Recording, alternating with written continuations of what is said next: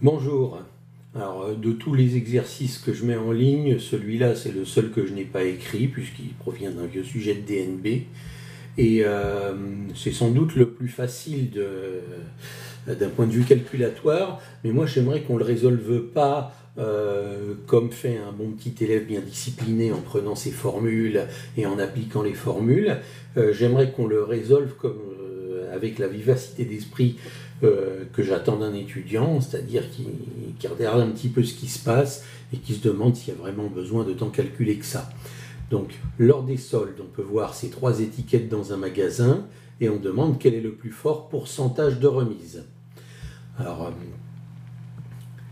on va déjà régler les plus faciles. Ce qu'il faudrait, c'est calculer les pourcentages de remise et voir quel est le plus grand. Bon, pour le cas numéro 2, c'est pas la peine de calculer quoi que ce soit puisque le pourcentage de remise est donné. C'est moins 30%. Donc ici, il n'y a rien à faire pour le cas numéro 2. On va quand même essayer de mettre ça un peu plus.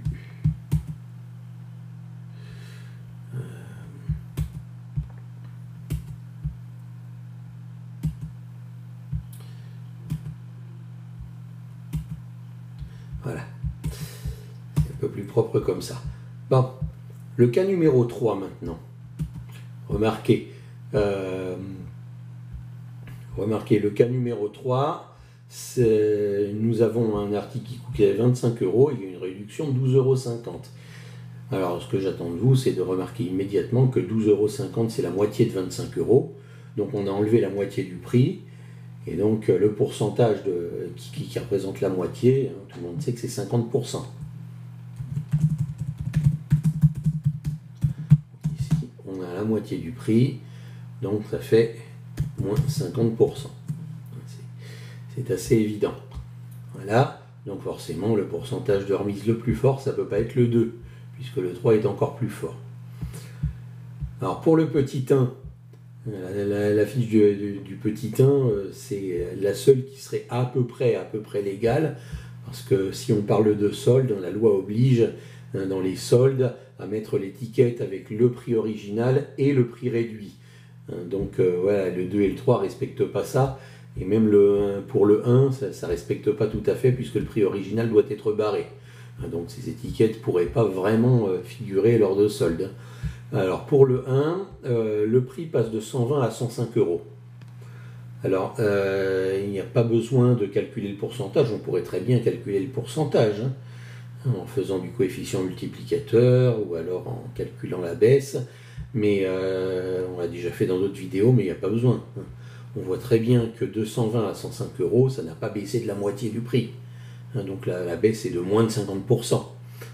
Pour que ça ait baissé de 50% de la moitié du prix, il aurait fallu que ça passe de 120 à 60 €. Et là, ça reste beaucoup plus haut que 60 €. Le nouveau prix reste beaucoup plus haut que 60 €.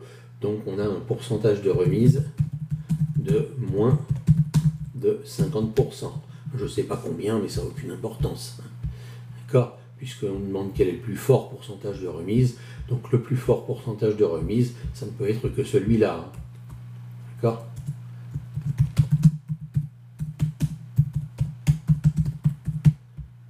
Voilà pourquoi, quand vous avez des situations simples, quelquefois, les étudiants en mathématiques, surtout ceux qui sont un peu faibles, ont la mauvaise habitude de sauter sur leur calculatrice et d'essayer d'appliquer les formules sans réfléchir. Réfléchissez un peu aux exercices, quelquefois ils sont plus faciles qu'ils en ont l'air. Quelquefois ils sont très faciles et intuitivement, avec ce qu'on sait, avec des raisonnements qu'on aurait fait au quotidien, on peut arriver à les réduire, à les résoudre sans faire de calcul, comme celui-ci par exemple.